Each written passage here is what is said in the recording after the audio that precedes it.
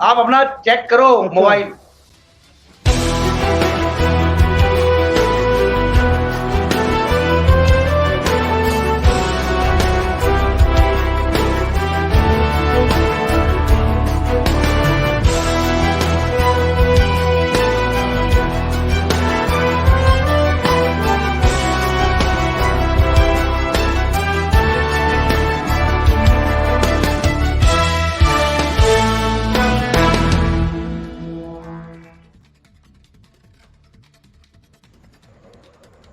जय हिंद। मैं सुशील शंकर विक और एटीवी चैनल से बोल रहा हूं। आप देख रहे हैं आज का बढ़ता हुआ चैनल एटीवी न्यूज। आज जो एटीवी न्यूज में हमारे साथ जुड़े हुए हैं चैनल में, वो हैं केशव पंडित जी, हमारे सीएमडी साहब केशव जी। उसके बाद जुड़े हुए हैं अशोक द्विवेदी, ये हमारे कठुम्बर से जुड़े हुए हैं डायरेक्ट। ये अशोक भारद्वाज, अशोक भारद्वाज, सॉरी, ये हमारे राष्ट्रीय पत्रकार भी है। फिर हमारे साथ जुड़े हुए हैं शेखर भैया। शेखर भैया जो है हमारे डीडवाना से हैं। ये एक एनजीओ भी चलाते हैं और बड़े आस्था रखते हैं भगवान में। तो आज का जो विषय है वो है बगलामुखी गुप्त दरबार के बारे में क्या विशेषताएं हैं। तो और ये मैं बता दूं आपको कि बगलामुखी गुप्त दरबार, मैं पहले इसके बारे में 2 मिनट बोल बगलामुखी गुप्त दरबार के बारे में। बगलामुखी गुप्त दरबार जो है ये श्री अमित शर्मा जी के द्वारा है। अमित शर्मा जी भरतपुर में है और ये गुप्त दरबार उन्हीं के द्वारा लगाया जाता है। 2016 से वो लगा रहे हैं। 2016 से लगातार ये दरबार लग रहा है और माँ की इतनी आस्था है कि जितने लोग भी आए सबके सब ठीक होके जाते हैं। कोई इसमें से निराश नहीं जाता। ये ऐसा दरबार बगलामुखी गुप्त दरबार में ये भी देखा गया है कि बगलामुखी गुप्त दरबार में जितने लोग भी आए। आपको आ रही है क्या? आ रही है सर। अमित शर्मा जी का ये कहना है कि जितने भी हमारे पास लोग आए, हम उस पूरे दरबार में लोगों को सही करते हैं। गुरुजी आते हैं 2 बजे और दरबार में लोग 9 बजे तक एकदम सब सही होके जाते हैं। तो आज हम आपको कुछ क्लिप्स भी दिखाएंगे गुप्त दरबार की। ये हमारा सौभाग्य हुआ था जो अभी गुप्त दरबार लगा था 3 से 8 तक खेडली में। उस खेडली में मेरा जाने का सौभाग्य हुआ था। वहां से मैं कुछ क्लिप्स लेके आया हूं। आपको कुछ क्लिप्स दिखाए जाएंगे और उस पे कुछ सवाल जवाब होंगे। अर्नब जी। हाँ केशव जी, चलाएं क्लिप्स।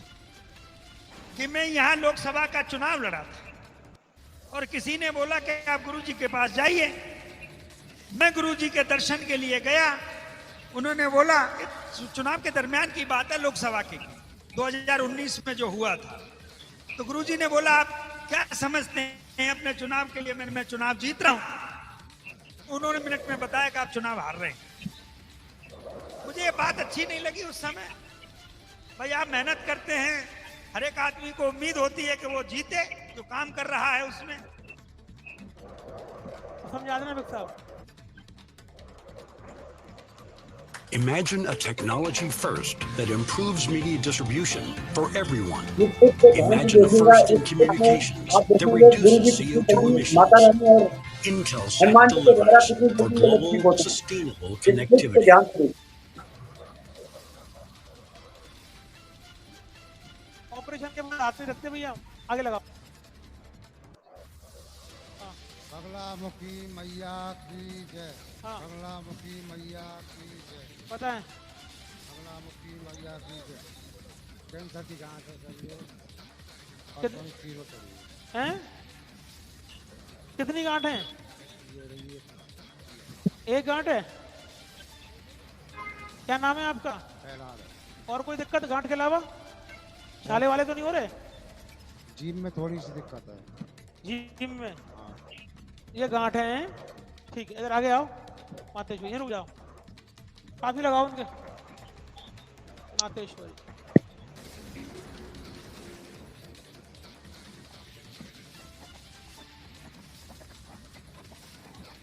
हाथ जोड़ो, बोलो बगलामुखी मैया की जय।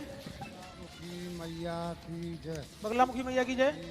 मैया की जय। बगलामुखी मैया की बगलामुखी पहले मैया की जय। पहले मैं बोलूंगा फिर आप बोलना। लगाओ।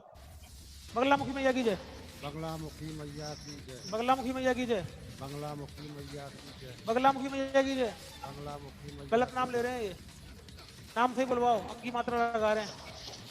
बगल- मैं बोलूंगा फिर बोलना। बगलामुखी मैया की जय। बगलामुखी मैया की जय। और बोलो दोबारा। बगलामुखी मैया की जय। देखो कितनी बची है, देखो हाथ ला के देखो, चेक करो गांठ। नीचे से करो, नीचे से, ऊपर से मेरे सामने नहीं, अभी ऊपर से ढक।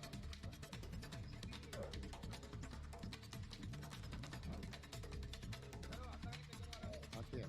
कितनी कम हुई? ये गांठ है। कम कम कम कितनी हुई? छोड़ वो छोड़। रुपया में कितने? कौन चवन निकल। चवन्नी हुई है। भैया तुम तो हमारे साथ हो नहीं, तुम कैसे खड़े हो? कैंसर ही है क्या आपको? सेवक हो गया? बैठो बैठो। ये करेंगे साहब, आप तो चेक करो, ये गांठ चेक करो। नहीं नहीं, ये हमारे ही हैं। और कौन है बुलाएं? नहीं, आप में तो कोई समझदार व्यक्ति, पत्रकार महोदय तुम खड़े हो, गांठ चेक करो उनकी। पहले से 25% कम हुई है। इधर आओ, जल्दी बताना है ना। इधर आ जाओ।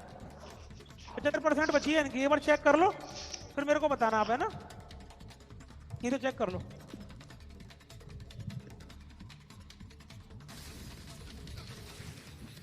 इनके माइक लगा दो, पत्रकार महोदय माइक पे बोलेंगे। चेक कर ली?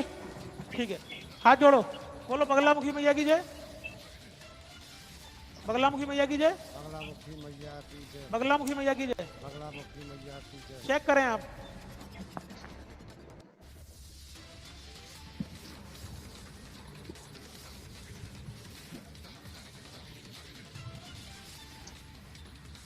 कम हुई है। कितने? करीब 50%।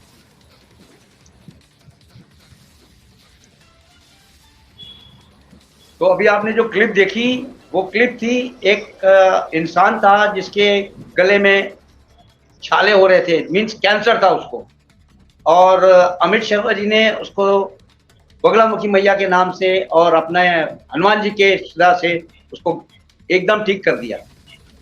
अब मैं ये पूछना चाहता हूँ केशव पंडित जी से, केशव पंडित जी, आप इसको किस तरह से देखते हैं? वो इंसान एकदम सही हो गया, जबकि तीसरा आदमी, एक पत्रकार था वहां पे, उसको बुलाया गया था। उसने ये बताया कि हाँ एकदम कोई इसमें ना गांठें हैं ना कोई लालेपन है, एकदम सही है। केशव जी आप बताएं, आपकी आस्था क्या है? केशव जी। सभी का बहुत बहुत धन्यवाद जी। आवाज आ रही होगी मेरी, उम्मीद करता हूँ। आज के दौर में सबसे बड़ी चीज है, सरकार हो या फिर दरबार हो, सरकार और दरबार दोनों मीडिया से ही चलते हैं। जिनके नियंत्रण में मीडिया है, उनके नियंत्रण में सब है। क्योंकि आज सर्टिफिकेट भी मीडिया से ही लिए जाते हैं, क्योंकि मीडिया अगर सर्टिफिकेट आधे गलत बांट रही है, सही बांट रही है। मैं ये कह रहा हूं कि अगर ऐसी चीजें हो रही हैं तो बहुत अच्छी बात है, लेकिन इन चीजों को लेकर के सरकार को तो इनको जो है बिल्कुल एकदम सरकारी दरबार बना देना चाहिए, ताकि जो है हॉस्पिटल की आवश्यकता ही नहीं पड़े। अगर गांठ 10 सेकंड में जा रही है तो फिर दवाई खाने की जरूरत ही क्या है? लोग कैंसर से मर रहे हैं एक तरफ, दूसरी तरफ इतने बड़े बड़े दरबार, इतने सही दरबार जहाँ निःशुल्क इलाज होता है, और लोग 2-2 साल लास्ट स्टेज में हैं। मुझे लगता है कि उनको तो पकड़ते ही वो सही हो जाने चाहिए। तो ऐसे दरबारों में मैं तो ये कहूंगा कि वो लोग, सभी लोग जो है जाएं, और अगर वो सही नहीं होते हैं तो हमारे स्क्रीन पर जो नंबर चल रहे हैं उस पर जो है हमें सूचित करें और बताएं। क्योंकि वहां अगर पैसा चल रहा है या मरीज किसी का सही नहीं होता है तो ये भी जो है हमें बताएं। लेकिन अभी तक जो चीजें आ रही हैं या सामने देखने को मिल रही हैं, वो बिल्कुल जो है विज्ञान से तो परे ही है। क्योंकि उस पर केवल हम अगर आस्था को जोड़ के देखते हैं तब तो ठीक है, लेकिन कोई चीज, कैंसर हो या फिर वो तमाम बीमारी, अगर वो एक पल में ठीक हो रही है तो ये प्रश्न सूचक चिन्ह है, उस पर तो सवाल खड़ा होगा। केवल ये कह देना कि नहीं वो दरबार जो है लग रहा है, और मैं उसको जो है अभी कह दूं केवल वीडियो और क्लिप देख करके, तो देश में तमाम बाबा हैं और तमाम दरबार हैं। लेकिन उनमें कोई ऐसा हमारे जान पहचान का अगर ठीक नहीं हुआ है तो नहीं हुआ है। जैसे हमारे बहुत सारे जान पहचान के हैं जिनको ब्लड कैंसर है, बेचारे कई सालों से जो है वो दवाई जो है करवा रहे हैं। बहुत मरीज ऐसे भी हैं जो बेचारे खून जो है अपना बदलवा रहे हैं। बहुत मरीज ऐसे भी हैं जिनको कैंसर है। जी जी। तो मैंने तो उनको सुझाव दिया है कि आप गुप्त दरबार में जाएं और अगर आपका नंबर नहीं लगता है तो आप आकर के हमें बताएं, हम आपको बिठाएंगे और फिर हम चलाएंगे कि दरबार का आखिर सच क्या है। क्या वो कैंसर ठीक हुआ या नहीं हुआ, या फिर वो किसी की गांठ जो वो बता रहे हैं वो अगर हमारी जान पहचान में अगर कोई ऐसा है, आसपास है, अगर वो सही हो जाता है तभी हमें पता चलेगा। जी जी।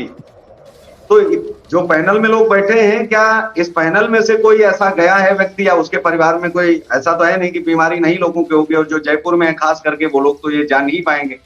तो जयपुर के कितने लोग ऐसे हैं जो हॉस्पिटल की बजाय दरबार में उनको जाना चाहिए। मुझे लगता है कि जयपुर के कम से कम एक तो हॉस्पिटल खाली होंगे। मेरा तो ये आग्रह और निवेदन रहेगा कि वो हॉस्पिटल जाने के बजाय बाबा जी के दरबार में जाएं, इलाज न हो पाए तो उसके बाद में फिर हमें बताएं, क्योंकि हम भी बैठे हैं। तो हम तो दो ही चीजें कहेंगे कि या तो जो है दरबार में ऐसा कुछ चल रहा है, अच्छा है, तब तो बहुत अच्छी बात है। लेकिन अगर ऐसा कुछ नहीं चल रहा है तो झूठा प्रचार प्रसार न किया जाए, क्योंकि ये फिर सनातन पर चोट पहुंचती है। जो सही और असली सनातनी है फिर उनको ढोंग और पाखंड कहा जाता है। जैसे राम रहीम जी बहुत समय तक जो है चलाते रहे, लेकिन लास्ट में उनकी दुकान बंद हो गई। तो ऐसे तमाम बाबाओं की लिस्ट पड़ी है कि जो दरबार चलाते चलाते, निर्मल बाबा जी भी कहते थे। जी जी। तो उनके भी दरबार लोगों ने चलते देखे हैं। धीरे धीरे टीवी स्क्रीन पर आ जाते हैं। बागेश्वर धाम सरकार भी सही कर रहे हैं। तो दावे तो बहुत लोगों के हैं, लेकिन जो दावा ये अमित शर्मा जी के द्वारा किया जा रहा है कि 1 सेकंड में ठीक जी हाथ लगाया ठीक, मतलब बहुत सारे लोग तो ये कहते हैं कि नहीं आप आओ 7 मंगलवार करो, 5 मंगलवार करो तो आपका सही हो जाएगा। पहली बार पूरी दुनिया में इतना चमत्कारी बाबा तो हमने देखा ही नहीं, जितना अमित शर्मा जी गारंटी के साथ में सही कर देते चुटकी बजाते।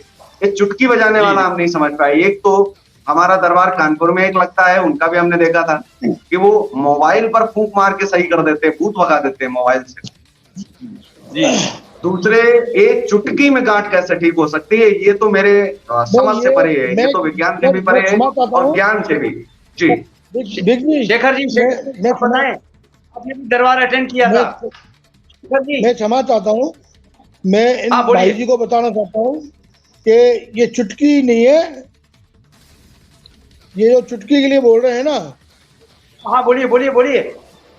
ये चुटकी जो बोल रहे हैं ना, ये चुटकी नहीं है। ये हमारे सतयुग में ऋषियों के द्वारा है ना, मंत्र चिकित्सा थी। मंत्रों के द्वारा लोगों का नाश किया जाता था। ये वो चिकित्सा है। जी जी। ये जो चिकित्सा है तो वो गुरुजी मन ही मन है ना, मंत्र का जाप करते हैं और मंत्र का जाप करके रोग का नाश करते हैं। तो वो तो एक्टिविटी है ना, वो क्या है कि जैसे मंच पे है ना कोई एक्टिविटी होती है चुटकी की या हाथ की, पर वो अपनी मन ही मन में है ना मंत्र का जाप करते हैं, माता रानी का, बालाजी का। जी जी। और उस मंत्र के द्वारा है ना वो रोग का नाश होता है। जी जी जी। ये हमारे सनातन धर्म का सबसे बड़ा, अगर किसी को देखना है सनातन धर्म के बारे में तो गुरु जी अमित शर्मा जी के दरबार में आए और वहां पे चमत्कार देखें। द्विवेदी जी आप बताएं, आप भी तो गए थे। द्विवेदी जी आप तो कटुम्बर से हैं, खेडली में दरबार लगा था। अशोक भारद्वाज बताएं। हाँ अशोक भारद्वाज जी बताएं आप। हाँ जी, जय मैया की। देखिए, भारत एक चमत्कारों का देश के नाम से जाना जाता है। विश्व के अंदर भारत ही एक ऐसा देश है जहाँ चमत्कार देखने को मिले हैं। और सबसे बड़ी जो हम बात करें श्रद्धा की, सनातन धर्म में श्रद्धा और आस्था बड़ी चीज होती है। और इसमें कोई अतिशयोक्ति नहीं है कि साइंस जब तक नहीं मानता, जब तक किसी चीज को सामने प्रदर्शित नहीं किया जाए, यह स्वयं उसके नहीं गुजरे। तो दरबार में हमें भी विश्वास नहीं हुआ कि अब वास्तव में आज विज्ञान युग में ऐसा भी कुछ चमत्कार हो सकते हैं। अब बाहर के जो लोग आए थे उनसे हमने पूछा, फिर हमारे दिमाग में एक बात आई कि हो सकता है बाहर के लोग महाराज जी द्वारा खरीदे हुए हों। तब हमारे क्षेत्र के जो लोग थे, खेड़ली की एक संतोष कुमारी महिला थी अग्रवाल, जिसकी मैंने वीडियो बनाई है, तो उसने मेरे को स्वयं बताया कि मैं दरबार में आई थी और 9 दिन पहले मेरा पाम का जो एक्सीडेंट हुआ था, प्लास्टर था, चला नहीं जा रहा था, पैरों में सूजन थी। और महाराज जी के दरबार में 5 मिनट माता का नाम जाप कराया गुरुजी ने, और 5 मिनट बाद मेरी सूजन गायब हो गई और मैं पैरों से चलने लायक हो गई। जी जी। तो कई लोगों की आंखों की देखी, बैठ के सुना, देखा, तो हमें विश्वास तो नहीं हुआ। लेकिन जो चमत्कार देख रहे हैं, वो बता रही हैं, जानने वाली हैं, तो वो हमसे झूठ नहीं बोलेंगी। और हमसे झूठ बोल के, अगर सारे लोग झूठ बोलते हैं तो हो सकता है कुछ झूठ होगा, लेकिन 1 नहीं, 2 नहीं, 3, हमने करीब 5-7 लोगों से पूछा था क्या वास्तव में आपको दरबार में फायदा हुआ है। अब कई लोग तो बाहर बातें करते सुनने गए कि भाई कुछ लोगों को फायदा हो रहा है, कुछ हमको नहीं हुआ।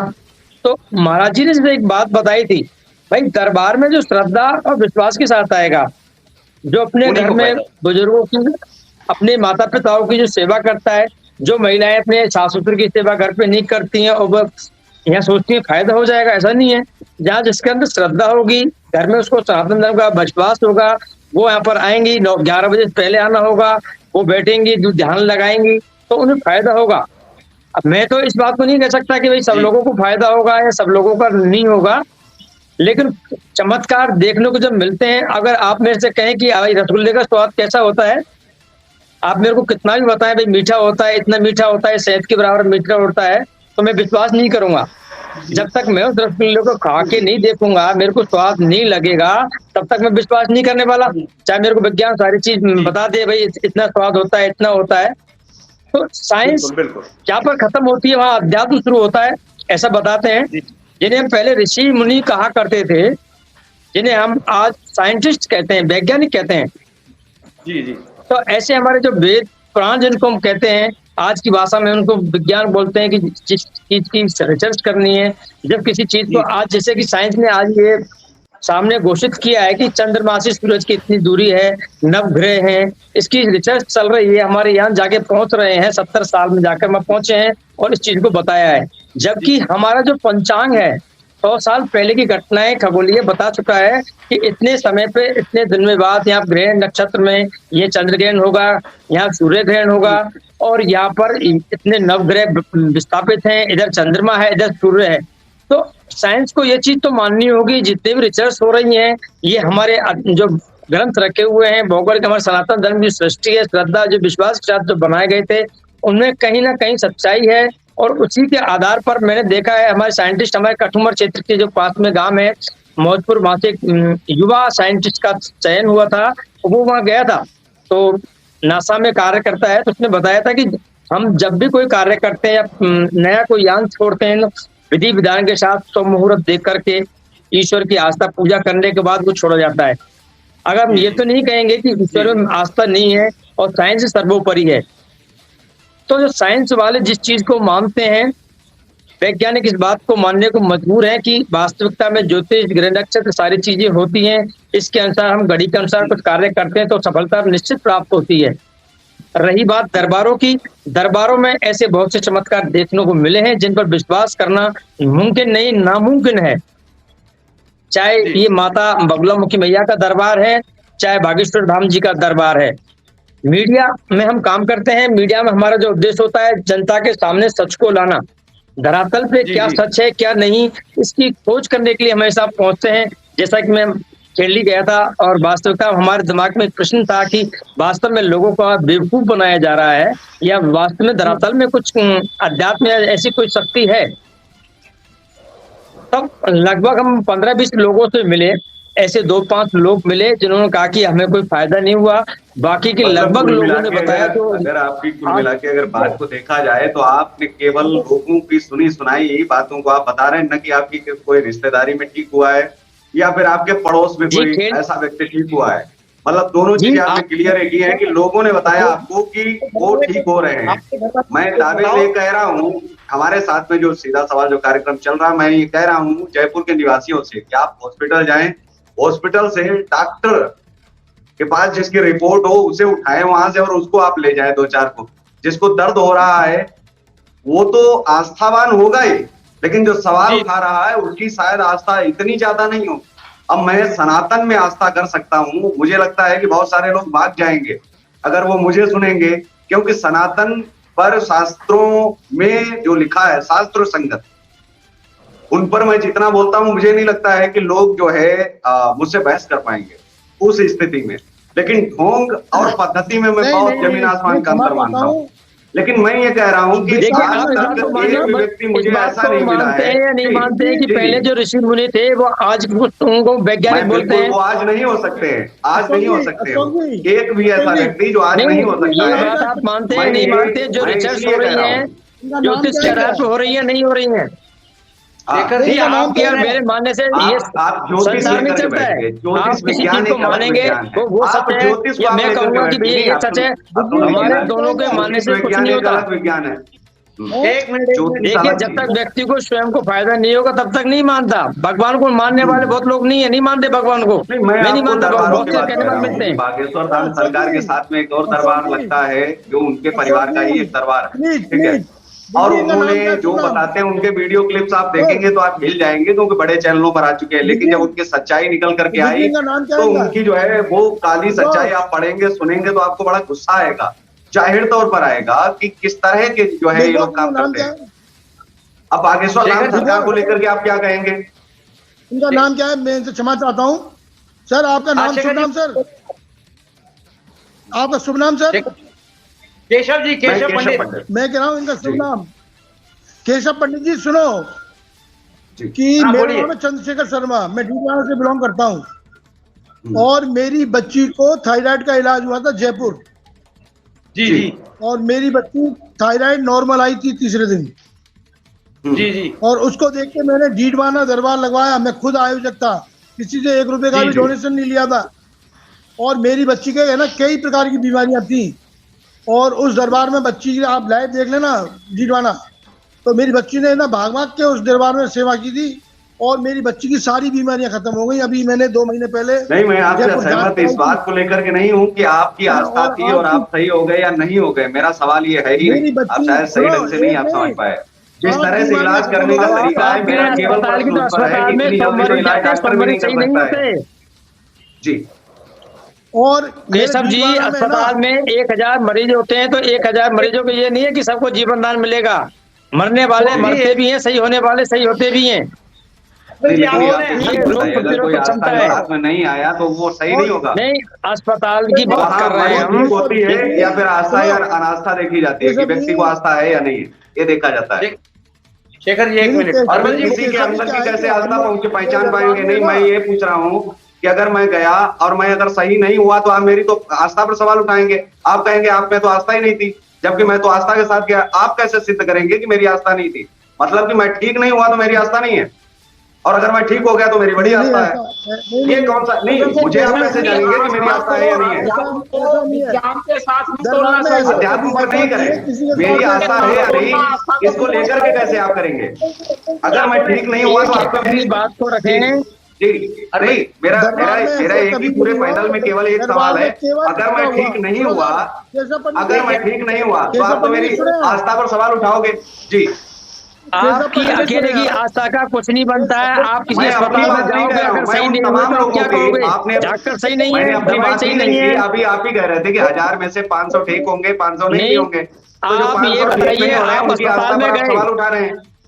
अशोक जी, 1 मिनट रुक जाए। मैं तो ये पूछना चाहता हूँ, हर्बल जी 1 मिनट सब शांत रहेंगे। मैं ये पूछना चाहता हूँ, आप अस्पताल में गए, विशेषज्ञ डॉक्टर के पास गए, उसको आपने दिखाया, आपको फायदा नहीं पड़ा, आप क्या ये बोलेंगे मेरे डॉक्टर में विश्वास नहीं है, अस्पताल में विश्वास नहीं है?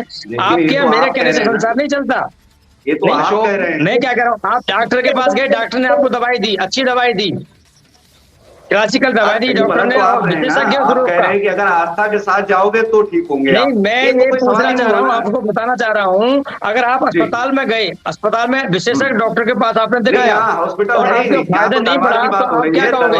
दरबार की बात हो रही है, आपने सवाल सीधा वो भी किया। एक अस्पताल मान के चले, दरबार भी एक अस्पताल होता है। आस्था के साथ नहीं गया, आप उसकी आस्था कैसे जांचेंगे? कौन सा पैमाना है जिस पर उसकी आस्था को मेरे को तो आप ये बताइए, आप अस्पताल में गए, अस्पताल में सही नहीं हुए तो आप उसको क्या कहोगे? दवाई सही नहीं थी या डॉक्टर सही नहीं था? हॉस्पिटल में डॉक्टर बोलता ही नहीं कि मैं 100% सही कर दूंगा, बोलता ही नहीं, कोई डॉक्टर नहीं बोलता। यही सारे बोलते हैं, यही दरबार का यहाँ पे फिर दरबार में ये वाला सवाल क्यों? मेरा दरबार में सही होने पर सवाल नहीं है। मेरा सवाल ये है कि आप ये कह रहे हैं कि अगर सही नहीं हुए तो आस्था के साथ नहीं गए आप, मतलब हमारी आस्था है या नहीं है, इस पर चिकित्सक के पास सही नहीं होता है तो चिकित्सक इसमें क्या है? अब हम तो ये जानना चाह रहे हैं, अगर कोई किसी चिकित्सक हैं, मान लीजिए कोई स्पेशलिस्ट है, वो माइंड के हैं, अगर माइंड का कोई मरीज उनके पास गया, उनको अच्छी दवाई दी गई, अच्छा उपचार किया गया, फिर भी वो सही नहीं हुआ, तो हम इसमें क्या मानेंगे? बात यहाँ पे आके अटकती है। चलिए, हम दरबार को नहीं मानते हैं, दरबार में फायदा नहीं पड़ता है लोगों को, दरबार अपना व्यवसाय हो सकता है, तो वो भी एक व्यवसाय माने फिर उसको। अशोक जी रुक जाए थोड़ा, और भी लोग बैठे हैं, उनको भी चांस दें। अरवल जी आप बताएं, आपने भी क्लिप्स देखी है, क्लिप्स देखने के बाद आपको क्या लगा? अरवल जी आप बताएं, आपने क्लिप देखी है, आपको क्या लगा? देखिए, आस्था को आध्यात्म के साथ नहीं तोलना चाहिए। आस्था एक अलग विषय है, आस्था एक अलग विषय है और विज्ञान एक अलग विषय है। आस्था और विज्ञान की तुलना नहीं की जानी चाहिए। विज्ञान और आस्था की यदि हम तुलना करेंगे तो बिल्कुल गलत सिद्ध होगा। यदि विज्ञान को आस्था के साथ तोलने का कोई भी व्यक्ति प्रयास करता है तो वो गलत ही साबित होगा। और विज्ञान को आस्था के साथ क्यों तोला जा रहा है, क्यों आध्यात्म के साथ तोला जा रहा है? विज्ञान एक अलग विषय है और आध्यात्म एक अलग विषय है। यदि वहां पर सही हो रहे हैं, लोग सही हो रहे हैं, लोगों की पीड़ा दूर हो रही है, पीड़ा समाप्त हो रही है, तो उसमें क्या समस्या है? जब लोगों की आस्था है और आध्यात्म एक विषय है, आध्यात्म से लोगों की आस्था जुड़ी हुई है, हिंदू धर्म के लोग जुड़े हुए हैं और दरबार से जुड़े हुए हैं, दरबार में जा रहे हैं, तो उसमें क्या समस्या है? क्यों कोई व्यक्ति दरबार में जाने वालों को रोकना चाहता है? इसका अर्थ है कि वो व्यक्ति हिंदू धर्म के और सनातन धर्म के खिलाफ है। और ये तो सीधी सी बात है, ये अपमान करने का एक प्रकार से विषय है सनातन धर्म का। यदि सनातन धर्म के दरबार में लोगों की पीड़ा समाप्त हो रही है और लोगों का विश्वास है, लोग वहां पर जा रहे हैं, तो उसमें उसको सर्च करने का, उसमें ये देखने का कि ये सही है कि गलत है, इतना दिमाग लगाने का कौन सा विषय है? जब लोग खुद जुड़े हुए हैं, लोग खुद दरबार लगवा रहे हैं। अभी हमारे साथ बैठे हुए हैं भाई साहब, वो बता रहे हैं कि इन्होंने दरबार लगवाया, तो जब खुद दरबार लोग लगवा रहे हैं तो उसमें क्या समस्या है? अब वो तो अधिकार है, संविधान हमें अधिकार देता है इस बात का। ये जो संविधान की पुस्तक है, संविधान की पुस्तक अधिकार देती है, अधिकार प्रदान करती है हर व्यक्ति को, हर नागरिक को, वो जो चाहे वो कर सकता है, उसकी इच्छा पर निर्भर करता है। और आध्यात्म का जहां तक विषय है, जहां तक आध्यात्म का सवाल है, तो लोगों की अपनी अपनी मान्यता है, अपने अपने तरीके से लोग मानते हैं। और यदि माँ बगलामुखी की आराधना कर रहे हैं, माँ बगलामुखी को पूज रहे हैं, उनकी पूजा कर रहे हैं, तो उसमें क्या समस्या है? और वो दरबार है, शुद्ध दरबार है, तो उसमें कौन सी समस्या है? उसमें वैज्ञानिकों को बीच में लाना और डॉक्टरों को बीच में लाना तो कोई आवश्यक है ही नहीं। और जहां तक डॉक्टरों की बात है, तो डॉक्टरों को आप देख लीजिए, कई जगह डॉक्टर फेल हो जाते हैं। डॉक्टर्स ये कहते हैं भगवान के ऊपर है, तो भगवान के ऊपर क्यों कहते हैं? और भगवान के द्वारा ही बनाए गए डॉक्टर हैं, डॉक्टर कहीं से अलग से नहीं आता। जीवन तो प्रभु ने ही दिया है डॉक्टर को भी, डॉक्टर तो एक मानव है। और कुछ पुस्तकें पढ़ लेने के बाद यदि वो कहे कि वो ही सर्वोपरि है, तो ये उसका घमंड है उस व्यक्ति का। और जहां तक विज्ञान का सवाल है, तो विज्ञान और इंटरनेट का जो युग है, इस युग में जिस प्रकार से लोग जुड़े हुए हैं अपने धर्म से, तो विज्ञान को बीच में ला करके जो मैकॉले की शिक्षा नीति है, मैकॉले की शिक्षा नीति को आप यदि समझने का प्रयास करेंगे तो वो धर्म के खिलाफ एक प्रकार से है। और मॉडर्नाइज करने की जो प्रक्रिया है, मॉडर्नाइज करने का जहां तक सवाल है, तो हिंदू धर्म से कैसे लोग हटे, उसका प्रयास उसमें किया जाता है, जो कि बिल्कुल गलत है। मैं एक बात मानता हूं और मैं सब लोगों को सुन रहा था बड़ी तसल्ली के साथ। उसके बाद मैं इस निष्कर्ष पर पहुंचा, सबकी अपनी अपनी मान्यताएं हैं, किसी के बीच में घुसना बिल्कुल गलत है। और यदि वो मान रहे हैं, यदि वो सम्मान कर रहे हैं, तो हम कौन होते हैं उनको रोकने वालों? और भगवान की आराधना करने से रोकने का क्या सवाल है? यदि भगवान की कोई आराधना कर रहा है, प्रभु की आराधना कर रहा है, तो बहुत अच्छी बात है, हमें तो उसको प्रमोट करना चाहिए। कम से कम नशे तो नहीं कर रहे, कम से कम नशे नहीं कर रहे, कम से कम गुंडागर्दी नहीं कर रहे, कम से कम चोरी डकैती लूटपाट हत्याएं नहीं कर रहे, हत्याएं कंट्रोल हो रही है, ईमानदारी का कार्य कर रहे हैं, प्रभु की आराधना कर रहे हैं। अब उसमें और कौन सी समस्या है? आज जितने धार्मिक लोग इस देश में होंगे, जितने आध्यात्मिक लोग इस देश में होंगे, जितने ईमानदार लोग इस देश में होंगे, तो उससे तो ये स्पष्ट है, जितने ज्यादा धार्मिक लोग होंगे उतनी ही ईमानदारी बढ़ेगी। जितनी ईमानदारी बढ़ेगी तो उतने केस भी कम होंगे, कोर्ट केसेस भी समाप्त होंगे। एक प्रकार से सारी व्यवस्थाओं जो पुरानी व्यवस्थाएं थी उसमें इतना पुलिस को भी मॉडर्नाइज करने की आवश्यकता नहीं हुई। आज बहुत मॉडर्न है पुलिस, अच्छी पुलिसिंग होने के बावजूद भी आज क्राइम रेट बढ़ रहा है। क्राइम रेट क्यों बढ़ रहा है? सरकारी जो व्यवस्था है, सरकार है, वो इसी काम में लगी हुई है कि क्राइम किस प्रकार से डिक्रीज किया जा सके।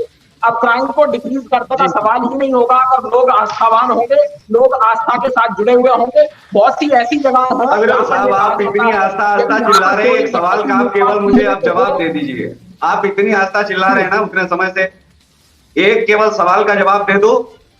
और सब लोग, बहुत लोग देख रहे हैं काफी संख्या में, और ज्यादा जाएंगे, क्योंकि आप तो वीर सावरकर जी को मानते हैं ना।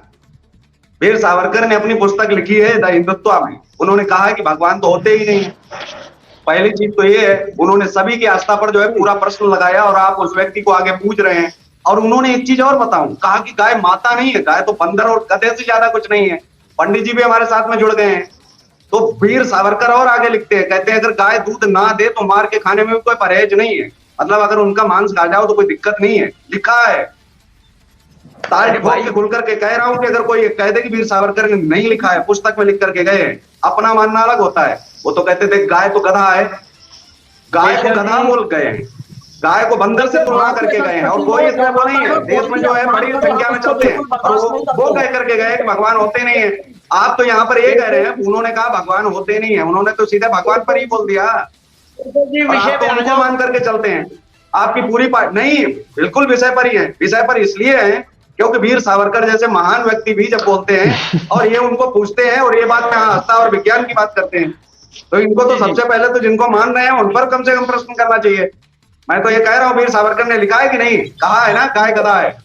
बिल्कुल, मैं बताता हूँ, अब मैं विषय पर आ रहा हूँ। जी बोलिए। जी देखिए, जो आपका प्रश्न है, आपका प्रश्न एक अलग है, वो एक अलग विषय मैं इस प्रकार से मानता हूँ, आपको मैं समझाता हूँ उस विषय को। वीर सावरकर जी क्या कह रहे हैं, वो अपने पुस्तक में क्या लिख रहे हैं, उससे मेरी आस्था का, मेरे धर्म का, मेरी गौ माता का क्या लेना देना है, पहले आप मुझे ये समझाइए। क्योंकि भारतीय संविधान मुझे इस बात की इजाजत देता है कि अपने धर्म को मानूं और अपनी गौ की रक्षा करूं, गौ संरक्षण का कार्य करूं, ये मुझे इजाजत भारतीय संविधान और डॉक्टर बाबा साहब भीमराव अम्बेडकर जी के द्वारा निर्मित भारतीय संविधान के द्वारा दी गई है, तो उसमें कोई समस्या नहीं है, पहली बात। दूसरी बात है, वीर सावरकर जी को हम फॉलो करते हैं, वो एक हमारी निजी मान्यता हो सकती है, लेकिन अगर किसी चीज को हम सही नहीं मानते, किसी चीज को हम अच्छा नहीं मानते, तो उसको अलग निकाला जा सकता है। लेकिन वीर सावरकर जी का मतलब मेरे स्टालिन से कोई प्रॉब्लम तो नहीं है ना?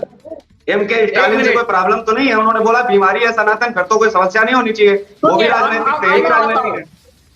विषय पे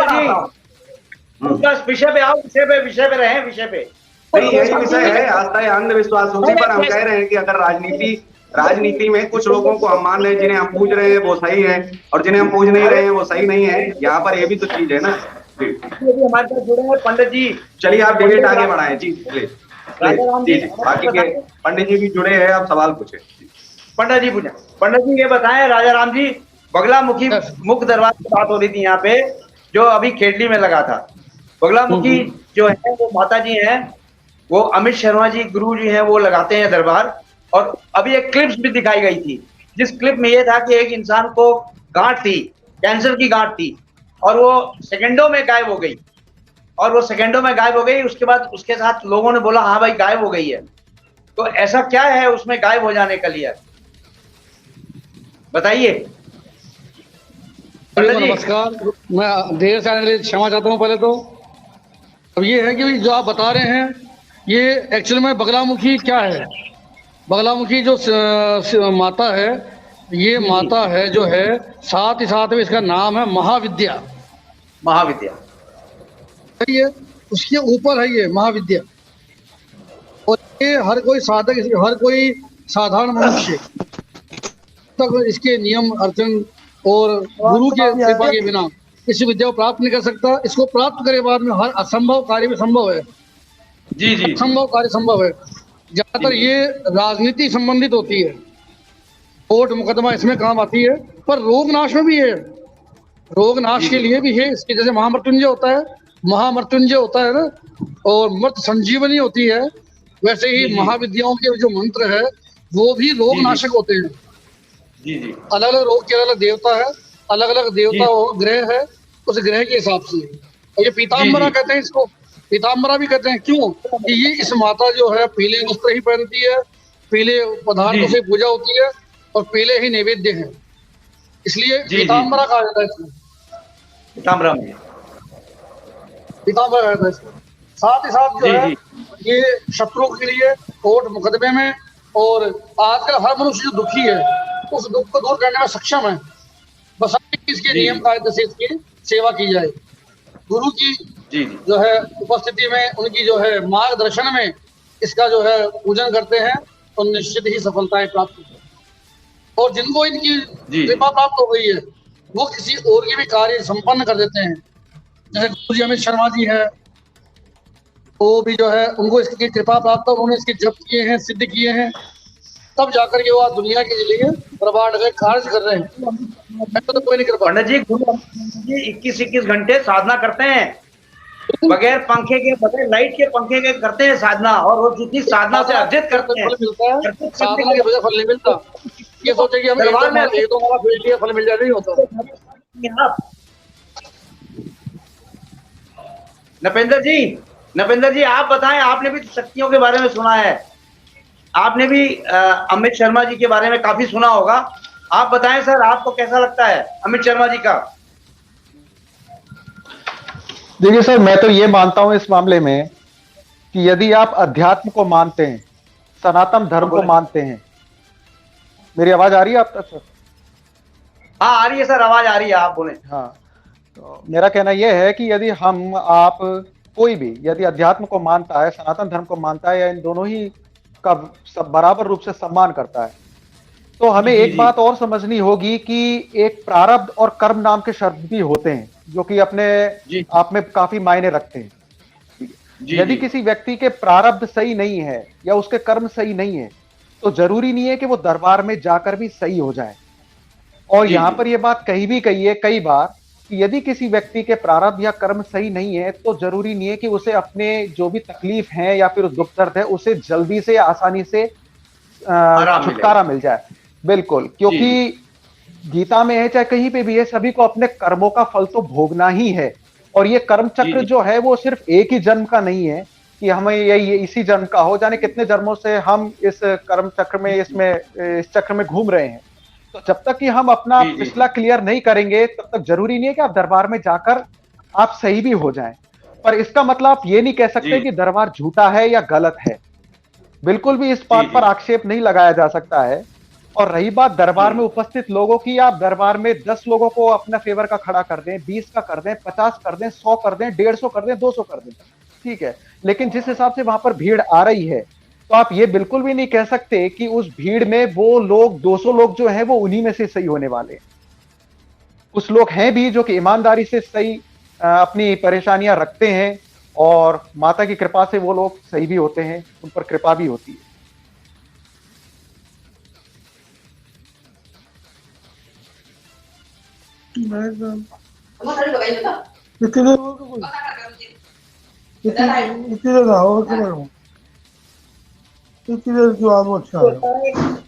बोलते हैं कि हमारे दरबार में वही आएगा और आते भी वही, को आस्था होती है। गुरुजी ने तो ये भी बोला हुआ है, आप बोले, आपको बिल्कुल मौका दिया जाएगा, 2 मिनट। अमित शर्मा जी ये बोलते हैं कि जिसको सनातन धर्म के बारे में कोई शक है वो हमारे दरबार में आए, हमारे दरबार में आके चैलेंज है उनको कि देख के जाएं कि क्या हो रहा है, क्या नहीं हो रहा है। आस्था पे जिसको विश्वास है वो तो आते ही आते हैं, और जो बहुत ज्यादा बीमारी से ग्रसित है वो भी वहां आते हैं और अपना इलाज करा के जाते हैं। बिग जी, और हाँ बोलिए। अभी मैं देखो, अभी ये सभी बोल रहे थे, केशव जी और ये जो भैया है पंडित साहब भी है, पंडित जी भी हैं, तो मैं तो देखो ये दरबार का जो मेन उद्देश्य है ना, हाँ बताइए। दरबार में कोई अंधविश्वास नहीं है, दरबार में हम किसी को भ्रमित नहीं करते हैं। दरबार प्रारंभ होने से पहले उसको सारी चेतावनियां, सारे नियम, सारा कुछ उसको पहले समझाया जाता है। किसी व्यक्ति से फूल की पत्ती भी दरबार में ली नहीं जाती है, कोई क्या अगरबत्ती ला के, नारियल ला के, फूल ला के, प्रसाद ला, और कुछ नहीं लिया जाए। सतयुग में जो ब्राह्मण था ना, उसका इंट्रोडक्शन आज कलयुग में है ना, अमित शर्मा गुरुजी की तरफ के रूप में है ना, आज हम पेश कर रहे हैं दरबार के माध्यम से कि एक ब्राह्मण है ना, बिना दक्षिणा के, कि किसी से भी 1 रुपए की दक्षिणा नहीं ले रहा है, और वो जो उसने सिद्धियां प्राप्त की हैं, जो उसने माता रानी की कृपा, जो हमारे गुरुजी पे बालाजी की कृपा बनी है, उसको वो सभी में प्रसाद के रूप में बांट रहे हैं। जी जी। वो किसी को ये नहीं कहते कि भाई आप घर पे आके पूजा करना या अगरबत्ती चढ़ना या फूल चढ़ाना, ये कोई भी किसी भी अंधविश्वास में, और वो केवल मात्र सेकंडों में वही इलाज होता है। जी जी। और शुरू में ही दरबार प्रारंभ होने से पहले ही बता दिया जाता है, किसी की आस्था को ठेस नहीं पहुंचाई जाती है कि भाई माता रानी की कृपा होगी तो होगी, अब कितनों पे होगी इसकी कोई गारंटी नहीं है। बिल्कुल सही। 1 पे हो कि 1000 पे हो, माता रानी की कृपा होगी, इसमें होगी, नहीं होगी तो भैया पूजा करो, अपनी आस्था को जागृत करो, अपने विश्वास को बढ़ाओ, क्योंकि ये दरबार विश्वास का है। सनातन की ध्वजा लेके वो निकले हैं, और उसमें हम सभी को है ना सहयोग करना चाहिए, क्योंकि जो व्यक्ति उस दरबार के सेवादार स्वयं अपने खर्चे से आते हैं, अपने खर्चे से जाते हैं, अपने खर्चे से खाते हैं। यजमान जो भी दरबार लगवाते हैं, उनसे वो है ना केवल व्यवस्थाएं लेते हैं दरबार की, टेंट वगैरह, माइक वगैरह, कैमरा वगैरह, और उसके अलावा उससे वो 1 रुपये भी दक्षिणा के रूप में नहीं लेते हैं। जी जी। ऐसा मुझे आप पूरे वर्ल्ड में अगर ये बंधु हैं केशव पंडित जी, मैं इनसे पूछ रहा हूँ कि एक भी दरबार मुझे बतावें कि जो बिना दक्षिणा के दरबार, या कोई भी एक भी दरबार हो इंडिया में ऐसा कि एक भी 1 रुपया पैसे नहीं ले रहा हो। पूर्णतः निःशुल्क है नहीं, यजमानों से पैसे लिए जाते हैं। सुनो, पब्लिक के तो बात का मैटर है, यजमान से पैसे लिए जाते हैं। भागवत वांचने आता है, सुनो, बुक कराना पड़ता है 2 साल पहले भागवत के लिए, और वो 20 लाख और 21 लाख और 25 लाख और 30 लाख, तब वो भागवत वांचने आते हैं, है ना। और किसी ऐसा एक भी दरबार, तो कमली वाले भी तो 10 सालों से इलाज कर रहे थे ना, बोले 30 सालों से कमली वाले, और फिर उनका खुलासा क्या हुआ है? कमली वाले, कम्बल वाले बाबा, वो भी नहीं लेते थे पैसा, वो भी दरबार लगाते थे। उनका भी तो बहुत बड़ा नाम है राजस्थान में, पूरे नहीं है तो सर ये जो दरबार है ना, नहीं नाम है कि नहीं है, मैं तो ये पूछ रहा हूँ आपसे। अरे नाम है ना उनका, चल रहा है। और इस दरबार कमली वाले बाबा का, मैं तो कमली वाले बाबा का आप बोल रहे थे, एक आप बता दीजिए। मैंने तो आपको आपके ही शहर में बता दिया, मैंने कहा कमली वाले बाबा जो कम्बल ओढ़ते थे। जी जी। आप तो फिर आप अपनी ही बात कहेंगे या फिर आप सुनेंगे भी? मैं ये नहीं कह रहा हूँ, मैं ये कह रहा हूँ कि जो कम्बल वाले बाबा थे वो पैसा लेते थे क्या? तो कमली वाले बाबा भी ऐसा ही इलाज करते थे ना। सुनो, कमली वाले को तो मैं जानता नहीं हूँ, पर जो मैंने अपनी आंखों से पूरा राजस्थान जानता है, पूरा देश जानता है, और आप नहीं जानते हैं। कमाल की बात है, वो तो राजस्थान के ही आपके हैं, और वो तो वो भी पैसा नहीं लेते, और वो तो जगह जगह जाके दरबार लगाते, 1 पैसा नहीं लेते, और वो तो कंबल में उड़ा के और वो 2 बार हाथ मारते हैं और वो सही कर देते हैं। बड़ी बड़ी बीमारी वो तो 30 सालों से करते आए, लेकिन अभी 30 साल के बाद में जाकर के उनका कुछ खुलासा हुआ है, उसे भी आप एक बार अगर मुझे लगता है पढ़ेंगे निःशुल्क दरबार का सच, तो वो उनका भी बड़ा निकल करके आएगा। अब उसमें कहें कि नहीं राम रहीम जी पकड़े जाएं, लेकिन सनातन पर हम सवाल न उठाएं। ये बात ये नहीं कि अमित शर्मा पर मेरा सवाल है, अमित शर्मा गलत है, अमित शर्मा गलत है या दरबार गलत है, उससे उससे उससे कोई गलत नहीं है। धर्म को आप आस्था मानिए और अपने राम रहीम क्या कह रहे थे? मैं बात राम रहीम की करूं, आप तो ऐसे चिढ़ रहे हैं जैसे राम रहीम को आप हर महीने, आप तो राम रहीम जी को हर महीने पैरोल पर दे रहे हैं ना।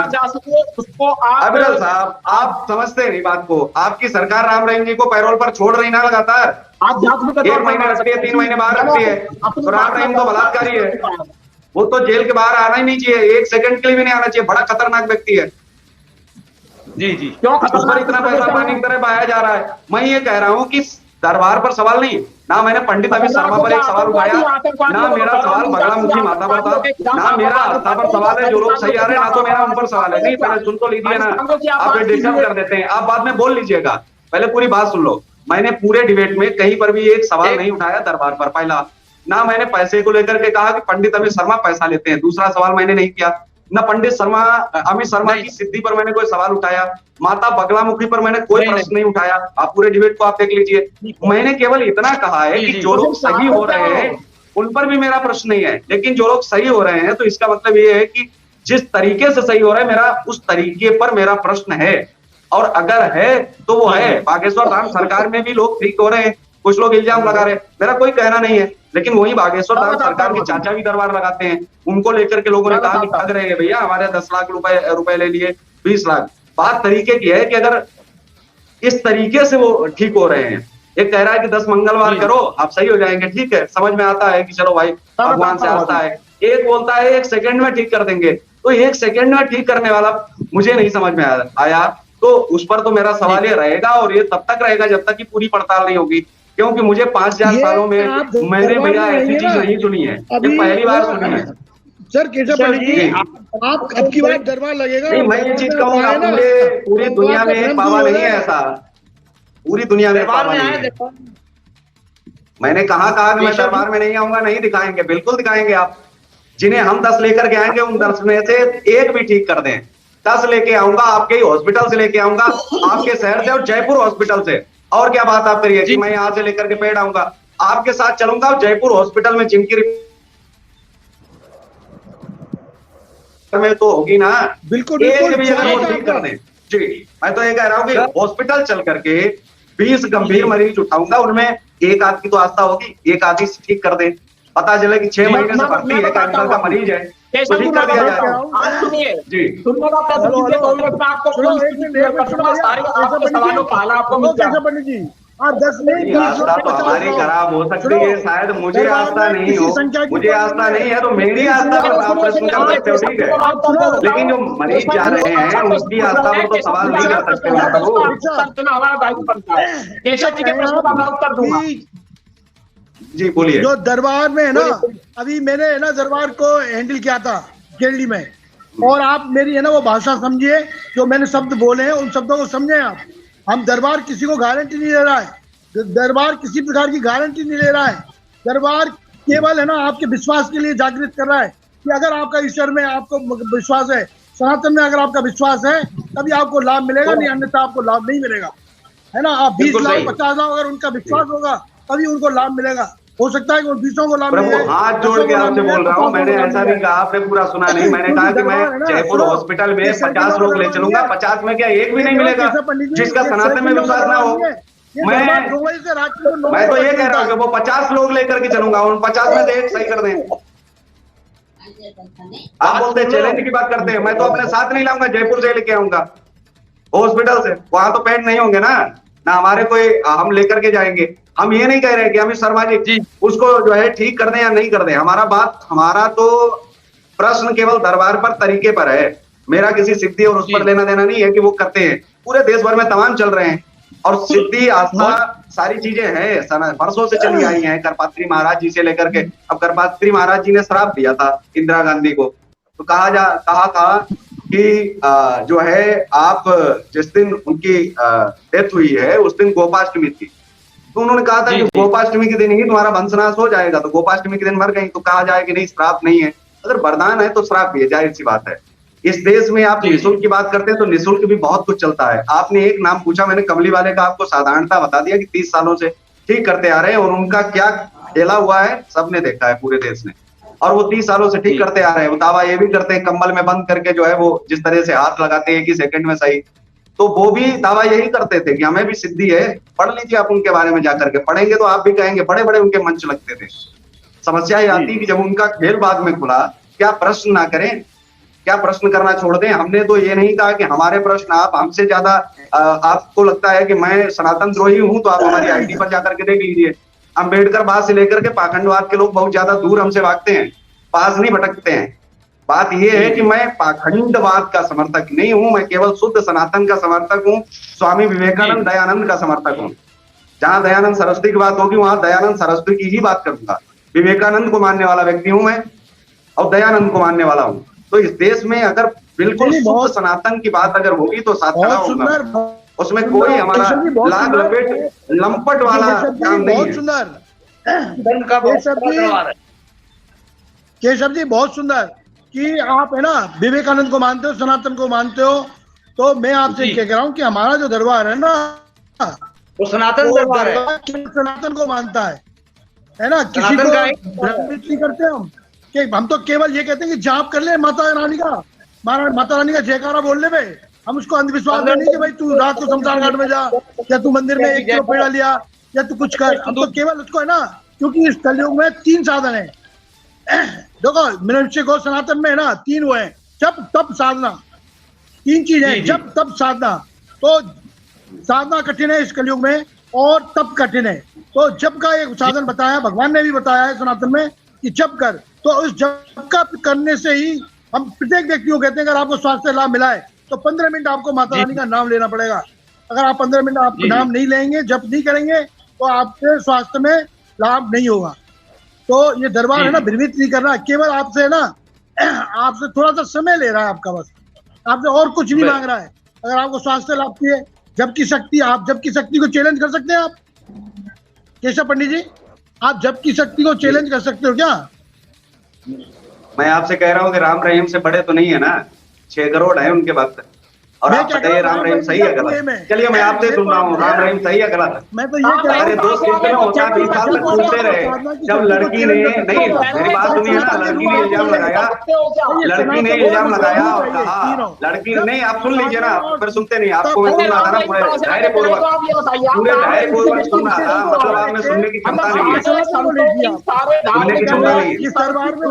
मैं धार्मिक की बात कर रहा हूँ, मैंने कहा कि राम रहीम जी आप सुनो ना फिर 1 मिनट, मैं ये कह रहा हूँ कि 1 मिनट सुनो, मैं तो आपको सुन रहा था धैर्यपूर्वक, मुझे कोई जल्दी नहीं, आप सुन लीजिए 1 मिनट। राम रहीम जी तब तक पूजे गए जब लड़की ने कहा कि मेरे साथ बलात्कार किया है, लेकिन तब भी भक्तों ने नहीं माना और 20 साल तक उनको पूछते रहे। वो तो गनीमत है कि 20 साल के बाद में आपको ऐसे भड़क रहे हैं जैसे वो आप उनको छोड़ने वाले हैं, और मैं मना कर रहा हूँ कि आप उनको दोष मुक्त मत करिए। तो फिर आप क्यों भड़क रहे हैं? आपकी सरकार तो उनको पैरोल पर छोड़ रही ना हर 2-3 महीने के लिए, तो आप तो कम से कम ये तो आप देख ही रहे हैं लगातार जी, एक बलात्कारी और वो भी उसको डबल सजा मिलेगी, कम से कम इतना तो याद करिए आप ऐसे व्यक्ति को लेकर के कम से कम हम सरकार पर प्रश्न न उठाएं, वो बात अलग है। लेकिन हम ये कह रहे हैं कि क्या भक्ति इतनी ज्यादा भावुक हो जाए, अगर कोई महिला ये कहे कि हमारे साथ बलात्कार किया, तो आप उससे आपका मोह भंग नहीं होता? मैं क्षमा चाहूंगा, आप कहते नहीं बाबा तो बड़े हैं कि 6 करोड़ की भीड़ लग रही है। सभी भाइयों को नमस्कार, आपका उत्तर दे देता हूँ। जिस प्रकार से सभी भाइयों को बाबा राम रहीम से इस बात की तुलना करना कहाँ तक? मैं क्षमा चाहूंगा, मेरा मोबाइल कैसे होने जा रहा है? ठीक सर, कोई बात नहीं। ठीक सर। नफीसा जी आप बताएं, आस्था और बगलामुखी मुख्य दरबार में, जो बगलामुखी मुख्य दरबार में आज लोग ठीक होते आए हैं, गुरुजी आते हैं 2 बजे और उसमें कितनी भी पब्लिक हो, 7,000 8,000, खेडली में तो मैंने देखा है 8-8 हजार तक पब्लिक थी। गुरुजी 2 बजे आते हैं और ठीक 9:01 मिनट पे एक भी इंसान वहां नहीं रहता है, सब लोग ठीक हो जाते हैं और कुछ लोग चले भी जाते हैं, दरबार पूरा खाली हो जाता है। ऐसा तो मैंने चमत्कार कहीं नहीं देखा अपनी जिंदगी, मैंने अपनी आंखों से देखा है। और गांठे गाए यही तो सनातन का चमत्कार है, यही तो संतों का चमत्कार है, इसे ही तो कहते हैं संतों का चमत्कार।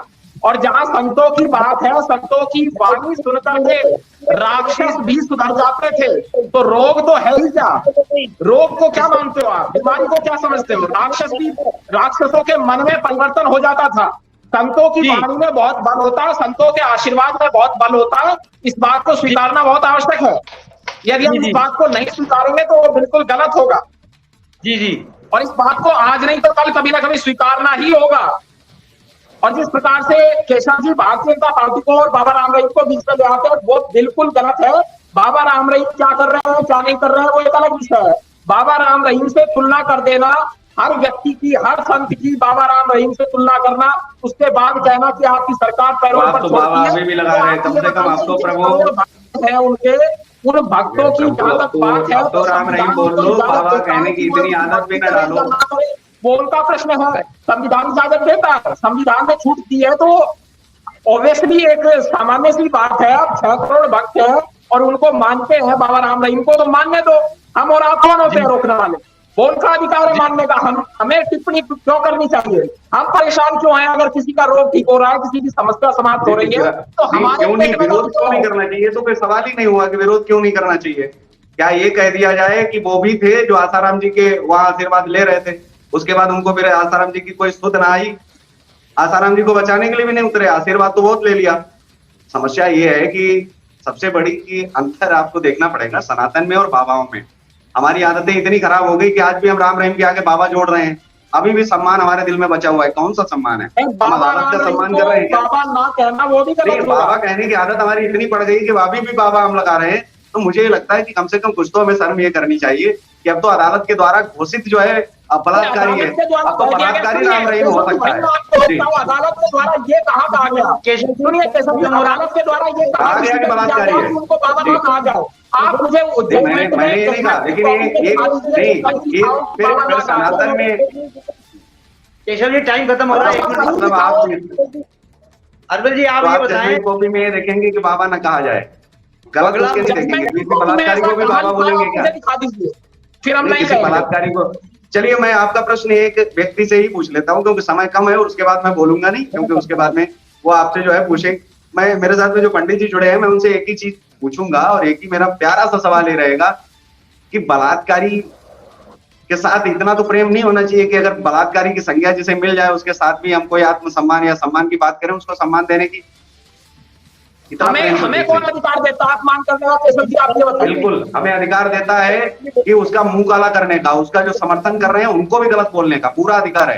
एक बलात्कारी का समर्थन अगर कोई कर रहा है, कल को कोई नहीं आतंकवादी का समर्थन कर रहे हैं, हमें क्या लेना देना है? कोई बलात्कारी का समर्थन कर रहा है, हमें क्या लेना देना है? बिल्कुल लेना देना है, देश के नागरिक हैं। कोई बलात्कारी का समर्थन करेगा, हम समर्थन नहीं कर सकते उसका। आपको चेतावनी और चैलेंज कर सकता हूँ जी बाबा सुन लो। हाँ बोलिए पंडित जी बोले। किसी भी बलात्कारी का समर्थन अगर कोई कर रहा है समाज में, हमें उसका विरोध करना चाहिए, तभी हम बुद्धिजीवी हैं, तभी हम अच्छे राजनेता हैं, तभी हम अच्छे पत्रकार हैं, तभी हम अच्छे नागरिक हैं। कि हमेशा हमें याद रखना चाहिए कि अगर बलात्कारी का हम समर्थन करेंगे, कोई करेगा आतंकवादी का, हम कर रहे हैं, आपको क्या पड़ी है? ना करें तो कर रहे हैं लोग, तो फिर उनसे भी हमें दिक्कत फिर नहीं होनी चाहिए। कोई फिर पाकिस्तान जिंदाबाद बोल रहा है फिर तो उससे भी दिक्कत नहीं, क्योंकि भी उनकी आस्था है अपनी। वो तो कह रहे हैं कि नहीं हमें पाकिस्तान से लगा हुआ है तो हम बोल रहे हैं, झंडे लगा रहे हैं पाकिस्तान के, उसमें क्या दिक्कत है? फर्क होता है केशव जी। अच्छा मतलब बलात्कारी, मैं तो ये कह रहा हूँ कि एक बलात्कारी आतंकवादी से ज्यादा खतरनाक है। संवैधानिक स्वतंत्रता में बड़ा फर्क होता है। इसके लिए सुनिए, मतलब बलात्कारी और आतंकवादी में खतरनाक कौन है? इसके लिए इसका आपको अध्ययन करना पड़ेगा। इसका अध्ययन करोगे IPC, CRPC, CPC का अध्ययन करोगे। मैंने कहा बलात्कारी और आतंकवादी में सबसे ज्यादा खतरनाक कौन है? बलात्कारी और आतंकवादी में सबसे ज्यादा खतरनाक कौन है? आतंकवादी केवल मारता है, जान जाएगी, आपको सम्मान मिलेगा, लेकिन अगर बलात्कारी किसी बेटी की इज्जत ले ले, वो इज्जत वापस नहीं आएगी। एक चीज हमेशा याद रखो कि बलात्कारी बहुत खतरनाक चीज है, समाज की सबसे बेभत्स, इससे ज्यादा कुछ नहीं। बात सही है, आपके बात से मैं सहमत हूं। बलात्कार ज्यादा हमारे लिए घातक है। एक मिनट में बता दूं आपको, बगलामुखी मुख्य दरबार के बारे में बता दें। अमित शर्मा जी बगलामुखी दरबार लगाते हैं, 2016 से लगाते चले आ रहे हैं। न तो एक पैसा लेते हैं श्रद्धा में, न तो एक फूल पत्ती लेते हैं, न तो किसी से ठीक हो जाने से पहले लेते हैं, न तो ठीक हो जाने के बाद लेते हैं। केवल उनका यही कहना है कि आप ठीक होके जाएं इस दरबार से। 7,000 8,000 जितनी भी पब्लिक आ जाए, जितने भी लोग आ जाएं, उन सबके कष्ट माँ बगलामुखी मैया और हनुमान जी कष्ट हरते हैं। अमित शर्मा जी ये कहते हैं कि मैं तो कुछ नहीं हूं, मैं तो एक करता हूं, मुझे खुद पता नहीं किस तरह से लोग ठीक हो जाते हैं। लेकिन ठीक हो जाने के बाद आपको घर जाके 15 से 20 मिनट बगलामुखी मैया की जय, बगलामुखी मैया की जय बोलना है। अगर आप नहीं बोलेंगे बीमारी वापस आएगी।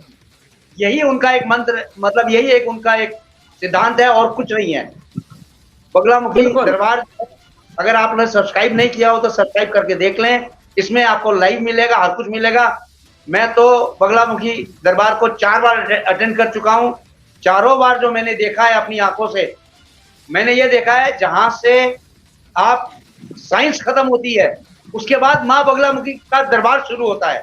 माँ बगलामुखी का दरबार ऐसा है, आस्था अलग है। बिल्कुल मैं वही कह रहा था, मैं उसी बात को कह रहा था जिस प्रकार से आपने कहा था। आध्यात्म अलग विषय है, आस्था अलग विषय है। व्यक्ति की कोई भी आस्था हो सकती है, व्यक्तिगत आस्था हो सकती है, और विज्ञान एक अलग विषय है। जी